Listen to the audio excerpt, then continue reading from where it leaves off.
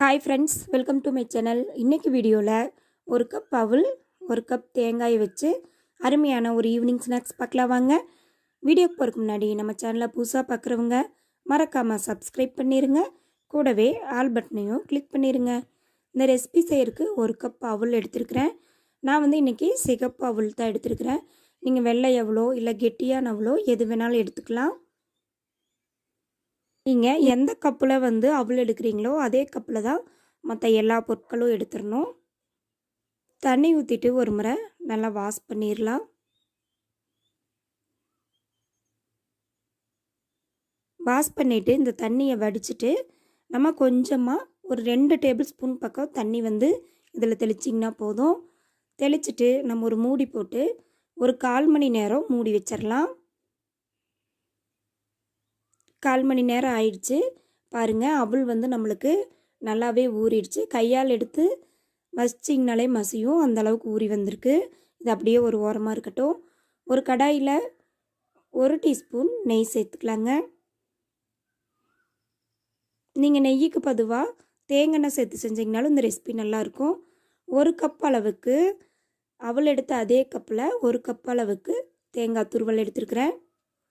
அதை வந்து இந்த நெய்யில் ஒரு நிமிஷம் போல் வதக்கி விட்டுட்டு நம்ம ஊற வச்சுருந்த அவளையும் இது கூடயே சேர்த்துக்கலாம்.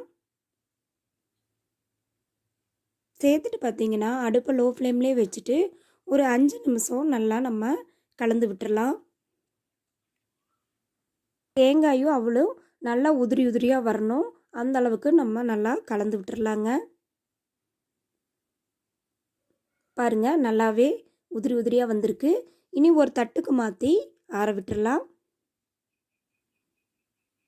அதே கடாயில் பார்த்திங்கன்னா 1 கப் அளவுக்கு நான் கருப்பட்டி எடுத்துருக்கிறேன். நீங்கள் நாட்டு சர்க்கரை இல்லை வெள்ளை சர்க்கரை இல்லை வெள்ளை கூட நீங்கள் சேர்த்துக்கலாம். வெள்ளம் சேர்த்துற அப்படின்னா நீங்கள் இது போல் 1 கப் வெள்ளத்துக்கு 3/4 கப் தண்ணி சேர்த்துட்டு இந்த வெல்லம் வந்து நல்லா கரைஞ்ச பிறகு வடிகட்டிட்டு மறுபடியும் அதே கடாயில் மாற்றிட்டு நீங்கள் ரெசிபி செய்ய ஆரம்பிச்சிடலாம். நான் இன்றைக்கி 1 கப் கருப்பட்டிக்கு 3/4 கப் தண்ணி எடுத்துருக்கிறேன். கருப்பட்டி வந்து நல்லா கரைஞ்சி வரணும். கரைஞ்சி பார்த்திங்கன்னா மேலே நல்லா நுரைச்சி வரும். இந்த ரெசிபிக்கு பார்த்திங்கன்னா நல்லா கம்பிப்பதம் வர வேண்டியதில்லை. நல்லா பிசுபிசுப்பு தன்மையோட லேசான கம்பிப்பதம் வந்தால் போதும். இதுக்கு பாகுப்பதம் சரியாக இருக்கும். பாருங்கள், இப்படி கையில் எடுத்து தேய்ச்சி பார்த்திங்களே நல்லா பிசுபிசுப்பு வரும். நல்லா நுரைச்சி வந்துருச்சு பாருங்கள். இது போல் கையில் எடுத்துகிட்டு பாருங்கள், வீடியோவில் காட்டுறேன் நான் உங்களுக்கு. இந்த மாதிரி லேசான பதம் வந்தால் போதும். இனி இது கூட நம்ம வறுத்து வச்சுருக்கிற அவல் தேங்காயும் இது கூட சேர்த்துக்கலாம். அடுப்பை வந்து இந்த ஸ்டேஜில் கண்டிப்பாக லோ ஃப்ளேம்லேயே இருக்கட்டும். சேர்த்து நல்லா கலந்து விடுவோம்.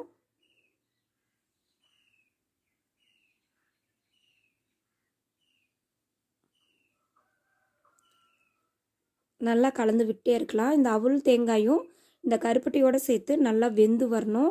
ஒரு 5 நிமிஷம் போல் நல்லா கலந்து விடுங்க.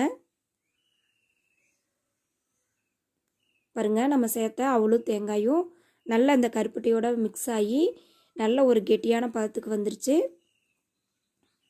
இந்த ஸ்டேஜில் நான் வந்து 1/2 டீஸ்பூன் ஏலக்காய் தூள், ஒரு பிஞ்சு போல் உப்பு சேர்த்துக்கலாம். சேர்த்து ஒரு முறை நல்லா கலந்து விட்டுருவோம்.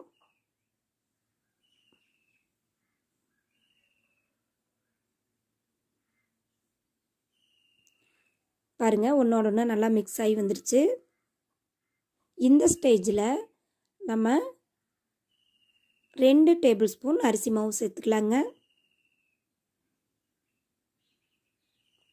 சேர்த்து நல்லா 2 நிமிஷம் போல் கலந்து விட்டுருவோம்.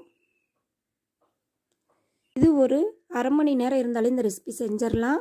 ரொம்ப ரொம்ப ஹெல்த்து. வீட்டில் பிள்ளைங்க இருப்பாங்க, அவங்களுக்கு இது போல் செஞ்சு கொடுங்க. கண்டிப்பாக 2 அணை எக்ஸ்ட்ரா தான் சாப்பிடுவாங்க. பாருங்கள், நல்லா கெட்டியான பதத்துக்கு வந்துடுச்சு. இந்த ஸ்டேஜில் நம்ம ஒரு 1/2 டீஸ்பூன் நெய் சேர்த்துக்கலாம். பாருங்கள், நம்மளுக்கு ரொம்பவே சூப்பரான அவல் தேங்காய் மிட்டாய் வந்து ரெடி ஆயிடுச்சு. இதோட பதம் பார்த்திங்கன்னா நம்ம கரண்டியால் எடுக்கும்போது இந்த கண்டிஜென்சியில் இருக்கணும். பாருங்கள், நின்று விழுகும். இதுதான் நம்மளுக்கு சரியான பதம். இந்த ஸ்டேஜ் வந்ததையும் நம்ம அடுப்பு ஆஃப் பண்ணிவிட்டு வேற ஒரு தட்டுக்கு மாற்றி விட்டுடலாம். ஒரு 10 நிமிஷம் போல் விட்டுட்டு ஓரளவுக்கு கை பொறுக்கிற சூடு வந்ததையும் நம்மளுக்கு விருப்பப்பட்ட ஷேப்பில் பிடிச்சிக்கலாம். இந்த வீடியோ பிடிச்சிருந்தா சேனலை மறக்காமல் சப்ஸ்கிரைப் பண்ணிடுங்க. லைக் பண்ணுங்கள், ஷேர் பண்ணுங்கள், கமெண்ட் பண்ணுங்கள். பாருங்கள் ஓரளவுக்கு ஆறிடுச்சு. இதுலேருந்து கொஞ்சமாக எடுத்துட்டு நம்ம கடைகளில் கிடைக்கிற மாதிரி தேங்காய் மிட்டாய் போலயே ஒரு வாட்டர் பாட்டில் மூடியை வச்சு நம்ம சேவ் பண்ணிக்கலாம்.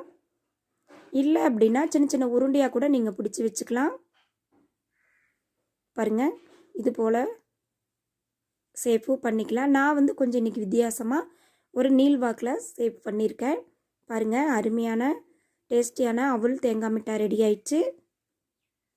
இது ஒரு அரை மணி நேரம் போல் நல்லாவே ஆற விட்டு எடுத்திங்கன்னா ஒரு கெட்டி பதத்துக்கு வந்துடும். தேங்க்யூ ஃபார் வாட்சிங்.